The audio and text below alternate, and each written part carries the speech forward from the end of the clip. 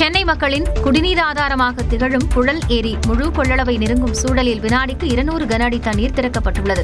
தொடர் மழை காரணமாக 21.2 அடி உயரம் கொண்ட ஏரியின் நீர்மட்டம் 20 அடியை எட்டி கடல் போல காட்சியளிக்கிறது. நீர்வரத்து வினாடிக்கு 325 கன அடியாக இருக்கும் நிலையில் கரையின் பாதுகாப்பு கருதி 2 மதகுகளின் வழியே தலா 100 கன அடி வீதம் தண்ணீர் திறக்கப்பட்டுள்ளது. இதனால் கரையோர பகுதி மக்களுக்கு வெள்ளவாய எச்சரிக்கை விடுக்கப்பட்டுள்ளது. இதேபோல் திருவள்ளூர் மாவட்டம் பூண்டி சத்தியமூர்த்தி நீர்த்தேக்கம் முழு கொள்ளளவான 35 அடி உயரத்தை எட்டியது. இதையடுத்து கொசஸ்தலை ஆற்றில் வினாடிக்கு 700 கன அடி உபரி நீர் திறக்கப்பட்டுள்ளது. இதனால் ஆட்டரம்பாக்கம், ஒதப்பை, மொன்னவேடு உள்ளிட்ட கரையோர கிராம மக்கள் பாதுகாப்பாக இருக்குமாறு அறிவுறுத்தப்பட்டுள்ளனர். இதனிடையே தமிழ்நாட்டில் வடகிழக்கு பருவமழை முன்னேற்பாடுகள் குறித்து சென்னை ரிப்பன் மாளிகை வளாகத்தில் உள்ள கட்டுப்பாட்டு அறையில் துணை முதலமைச்சர் உதயநிதி ஸ்டாலின் ஆய்வு மேற்கொண்டார். கட்டுப்பாட்டு அறையின் தயார் நிலை குறித்து மேயர் பிரியா மற்றும் ஆணையர் குமரகுருபரனிடம் உதயநிதி ஸ்டாலின் கேட்டறிந்தார். மேலும் தொலைபேசி வாயிலாக பொதுமக்களின் குறைகளை கேட்ட உதயநிதி அது தொடர்பாக நடவடிக்கை எடுக்குமாறு உத்தரவிட்டார்.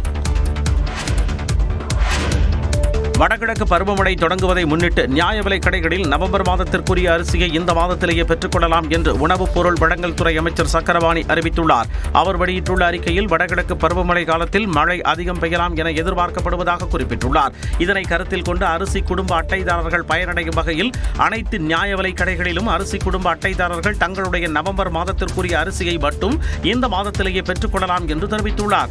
அக்டோபர் மாதத்திற்கான அரிசியை ஏற்கனவே பெற்றவர்களும் அக்டோபர் மாத அரிசி ஒதுக்கீட்டை இதுவரை பெறாதவர்களும் நவம்பர் மாதத்திற்குரிய அரிசியை இந்த மாதத்திலேயே பெற்றுக் கொள்ளலாம் என்றும் கூறியுள்ளார். நவம்பர் மாத அரிசியை இந்த மாதத்தில் பெறாதவர்கள் வழக்கம் போல் நவம்பர் மாதத்தில் தங்களுக்குரிய அரிசியினை பெற்றுக் கொள்ளலாம் என்றும் இந்த வசதியினை அனைத்து அரிசி குடும்ப அட்டைதாரர்களும் பயன்படுத்திக் கொள்ளலாம் என்றும் அமைச்சர் சக்கரபாணி தெரிவித்துள்ளார். தமிழகம் முழுவதும் அரசு அலுவலகங்களில் லஞ்ச ஒழிப்புத்துறை போலீசார் நடத்திய தீவிர சோதனையில் பணம் மற்றும் ஆவணங்கள் கைப்பற்றப்பட்டன.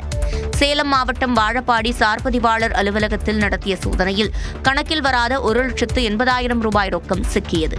திருப்பூர் மாவட்டம் அவினாசி மோட்டார் வாகன ஆய்வாளர் அலுவலகத்தில் கணக்கில் வராத 1,71,500 ரூபாய் பணம் கைப்பற்றப்பட்டது. கன்னியாகுமரி மாவட்டம் நாகர்கோவில் வட்டார போக்குவரத்து அலுவலகத்தில் நடத்திய சோதனையில் கணக்கில் வராத சுமார் 56,000 ரூபாய் மற்றும் 20க்கும் மேற்பட்ட பட்டுப்புடவைகள், பட்டு சால்வைகள் பறிமுதல் செய்யப்பட்டன. திருச்சி KK நகர் சார்பதிவாளர் அலுவலகத்தில் நடத்திய சோதனையில் கணக்கில் வராத 20,000 ரூபாய் ரொக்கம் சிக்கியது. புதுக்கோட்டை நீர்வளத்துறை சொற்பொறியாளர் அலுவலகத்தில் நடத்திய அதிரடி சோதனையில் 1,59,000 ரூபாய் பணம் கைப்பற்றப்பட்டது. மதுரை மாநகராட்சி மத்திய மண்டல அலுவலகத்தில் நடத்தப்பட்ட சோதனையில் கணக்கில் வராத 87,000 ரூபாய் ரொக்கப்பணமும் 35 சேலைகளும் பறிமுதல் செய்யப்பட்டன. தென்காசி மாவட்டம் பாவூர் சத்திரம் சார்பதிவாளர் அலுவலகத்தில் கணக்கில் வராத 71,000 ரூபாய் ரொக்கப்பணம் பறிமுதல் செய்யப்பட்டது. திருப்பத்தூர் மாவட்டம் ஜோலார்பேட்டை சார்பதிவாளர் அலுவலகத்தில் சோதனை நடத்தியதில் கணக்கில் வராத 55,210 ரூபாய் பணம் சிக்கியது. விழுப்புரம் வட்டார போக்குவரத்து அலுவலகத்தில் கணக்கில் வராத 25,000 ரூபாய் பணத்தை பறிமுதல் செய்தனர். தமிழ்நாடு உடற்கல்வியியல் மற்றும் விளையாட்டு பல்கலைக்கழக சட்டத்திருத்த மசோதா தொடர்பாக ஆளுநருக்கு எதிராக உச்சநீதிமன்றத்தில் தமிழ்நாடு அரசு மனு தாக்கல் செய்துள்ளது. தமிழ்நாடு உடற்கல்வியியல் மற்றும் விளையாட்டு பல்கலைக்கழகத்தின் துணைவேந்தரை நியமிக்கவும் பதவி நீக்கவும் தமிழ்நாடு அரசுக்கு அதிகாரம் அளிக்கும் வகையிலான சட்டத்திருத்த மசோதா கடந்த ஏப்ரல் மாதம் சட்டமன்றத்தில் நிறைவேற்றப்பட்டது. இதைத் தொடர்ந்து இந்த சட்டத்திருத்த மசோதா ஒப்புதலுக்காக தமிழ்நாடு ஆளுநர் RN ரவிக்கு அனுப்பி வைக்கப்பட்டது. ஆனால் இந்த மசோதா குறித்து முடிவெடுப்பதற்காக குடியரசுத் தலைவருக்கு ஆளுநர் அனுப்பி வைத்தார். ஆளுநரின் இந்த முடிவுக்கு எதிராக உச்சநீதிமன்றத்தில் தமிழ்நாடு அரசு மனு தாக்கல் செய்துள்ளது. அதில் ஆளுநரின் நடவடிக்கை தன்னிச்சையானது என அறிவிக்க வேண்டும் என கோரிக்கை விடுக்கப்பட்டுள்ளது. மசோதாக்களை ஆளுநர் கையாளும் விதம் அரசியல் சாசனத்திற்கு எதிரானது என குற்றம் சாட்டியுள்ள தமிழ்நாடு அரசு ஆளுநர் மசோதாவை குடியரசுத் தலைவருக்கு அனுப்பிய செயல் சட்டவிரோதமானது என அறிவிக்க வேண்டும் என கேட்டுக் கொண்டுள்ளது. துணைவேந்தர்கள் நியமனம் தொடர்பான பல்கலைக்கழக மானியக் குழுவின் 2018ஆம் ஆண்டு திருத்த விதியை ரத்து செய்ய வேண்டும் எனவும் குடியரசுத் தலைவரும் மத்திய அரசும் மசோதா மீது முடிவெடுக்க இடைக்கால தடை விதிக்க வேண்டும் என்றும் அந்த மனுவில் கோரிக்கை விடுத்துள்ளது. பல கோடி ரூபாய் சொத்து வரி மோசடி விவகாரத்தினிடையே மதுரை மாநகராட்சி திமுக மேயர் இந்திராணி தனது பதவியை ராஜினாமா செய்தார். மதுரை மாநகராட்சியில் வரி வசூலில் சுமார் 150 கோடி ரூபாய் அளவுக்கு முறைகேடு நடந்துள்ள விவகாரம் பெரும் பரபரப்பை ஏற்படுத்தியது. இந்த வழக்கில் 10க்கும் மேற்பட்டோர் கைது செய்யப்பட்டனர். இவர்களில் மேயர் இந்திராணியின் கணவர் பொன் வசந்தும் ஒருவர். தற்பொழுது அவர் ஜாமீனில் வெளியே உள்ளார். மேலும் மதுரை மாநகராட்சியின் 5 மண்டல தலைவர்கள் ஏற்கனவே பதவி விலகினர். இந்த சூழலில் தனது மேயர் பதவியை இந்திராணி ராஜினாமா செய்தார். இது தொடர்பாக ஆணையரிடம் மேயரிடம் அவர் வழங்கிய கடிதத்தில் குடும்பச் சூழல் காரணமாக ராஜினாமா செய்ததாக குறிப்பிட்டுள்ளார். மேயரின் ராஜினாமாவை தொடர்ந்து அடுத்த கட்ட நடவடிக்கைகள் குறித்து மாநகராட்சி நிர்வாகம் ஆலோசித்து வருகிறது. இந்நிலையில் துணை மேயர் தலைமையில் மாநகராட்சி அவசர ஆலோசனைக் கூட்டம் வருகின்ற 17ஆம் தேதி நடைபெறும் என்று தகவல் வெளியாகியுள்ளது. கரூர் கூட்ட நெரிசல் வழக்கில் கைது செய்யப்பட்ட கரூர் தாவேகா மேற்கு மாவட்ட செயலாளர் மதியழகன், மாநகர பொறுப்பாளர் பவுன்ராஜ் ஆகியோருக்கு நீதிமன்றம் ஜாமீன் வழங்கியது. கடந்த மாதம் 27ஆம் தேதி கரூரில் நடந்த தாவேகா தலைவர் விஜயின் பிரச்சார கூட்டத்தில் நெரிசலில் சிக்கி 41 பேர் உயிரிழந்த நிலையில் கரூர் மாவட்ட செயலாளர் மதியழகன் மற்றும் மத்திய மாநகர நிர்வாகி பவுன்ராஜ் கைது செய்யப்பட்டனர். இருவருக்கும் 14 நாட்கள் நீதிமன்ற காவல் விதிக்கப்பட்டது. இந்நிலையில் நீதிமன்ற காவல் முடிவடைந்து இருவரும் கரூர் மாவட்ட நீதிமன்றத்தில் ஆஜர்படுத்தப்பட்டனர். அப்பொழுது அவர்களது ஜாமீன் மனு விசாரணைக்கு வந்தது. நீதிமன்ற காவலை நீட்டிக்க வேண்டும் என்ற காவல்துறையின் கோரிக்கையை நிராகரித்த நீதிமன்றம் இருவருக்கும் ஜாமீன் வழங்கினார். மேலும் 10,000 ரூபாய்க்கான பிரமாண பத்திர உத்தரவாதம் பெற்று உடனடியாக விடுவிக்க ஆணையிட்டார். இதை இனிப்புகள் வழங்கி தாவேகாவினர் கொண்டாடினர்.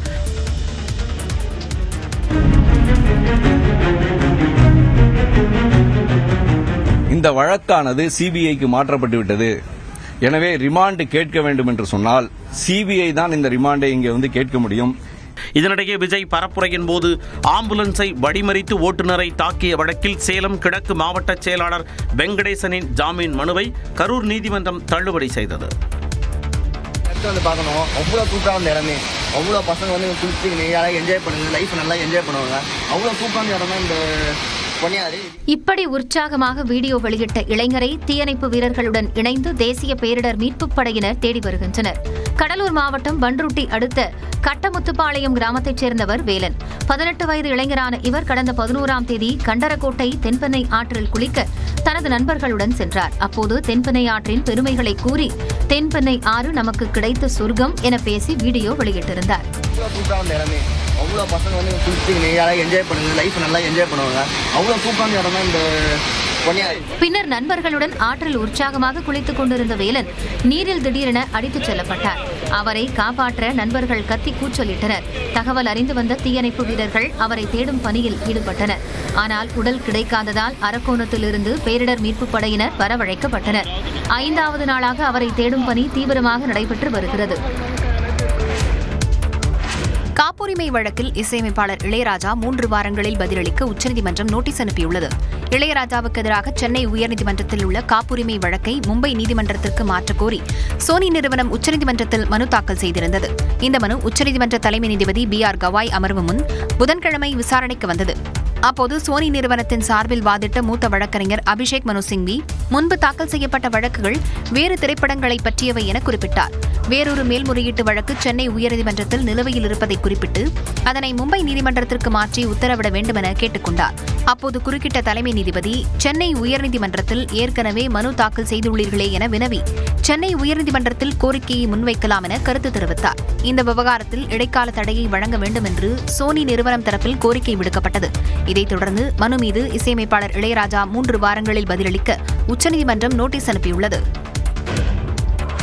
பட்டியலினத்தவர் குறித்து அவதூறாக பேசிய வழக்கில் 3 ஆண்டுகளாக தலைமறைவாக இருந்த நடிகை மீராமுது நேரில் ஆஜரானதை அடுத்து அவர் மீதான பிடிவாரண்ட் உத்தரவை சென்னை முதன்மை அமர்வு நீதிமன்றம் திரும்பப் பெற்றது. பட்டியலினத்தவர் குறித்து அவதூறாக பேசி சமூக வலைதளத்தில் வீடியோ வெளியிட்டதாக கடந்த 2021ஆம் ஆண்டு நடிகை மீராமுதின் மீது புகார் எழுந்தது. இது தொடர்பாக விடுதலை சிறுத்தைகள் கட்சி உள்ளிட்ட பல்வேறு அமைப்புகள் காவல்துறையில் புகார் அளித்தனர். இந்த புகாரின் அடிப்படையில் நடிகை மீராமுதின் மீது வன்கொடுமை தடுப்புச் சட்டம், கலகத்தை தூண்டுதல் உள்ளிட்ட 7 பிரிவுகளின் கீழ் காவல்துறை வழக்கு பதிந்து அவரை கைது செய்தது. பின்னர் அவர் ஜாமீனில் வெளியே வந்த நிலையில் தொடர்ந்து நீதிமன்ற விசாரணைக்கு ஆஜராகாததால் நடிகை மீராமிதுனுக்கு எதிராக சென்னை முதன்மை அமர்வு நீதிமன்றம் கடந்த 2022ஆம் ஆண்டு ஆகஸ்ட் மாதம் பிடிவாரண்ட் பிறப்பித்தது. மீராமிதுன் டெல்லியில் உள்ள காப்பகத்தில் இருப்பது தெரிய வந்ததை அடுத்து அவரை கைது செய்து ஆஜர்படுத்த முதன்மை அமர்வு நீதிமன்றம் உத்தரவிட்டிருந்தது. இந்நிலையில் சென்னை முதன்மை அமர்வு நீதிமன்ற நீதிபதி கார்த்திகேயன் முன் நடிகை மீராமிதுன் நேரில் ஆஜரானார். அப்போது காவல்துறை தரப்பில் நடிகை மீராமிதுன் உடல்நலம் பாதிக்கப்பட்டுள்ளதை கருத்தில் கொண்டு மனிதாபிமான அடிப்படையில் அவருக்கு எதிராக பிறப்பிக்கப்பட்ட பிடிவாரண்டை திரும்பப் பெறுவதில் தங்களுக்கு எந்தவித ஆட்சேபமும் இல்லை என தெரிவிக்கப்பட்டது. இதனை ஏற்றுக்கொண்ட நீதிபதி மீராமிதுனுக்கு எதிராக பிறப்பிக்கப்பட்டிருந்த பிடிவாரண்ட் உத்தரவை திரும்பப் பெறுவதாக தெரிவித்து வழக்கின் விசாரணை நவம்பர் 6ஆம் தேதிக்கு தள்ளி வைத்தார்.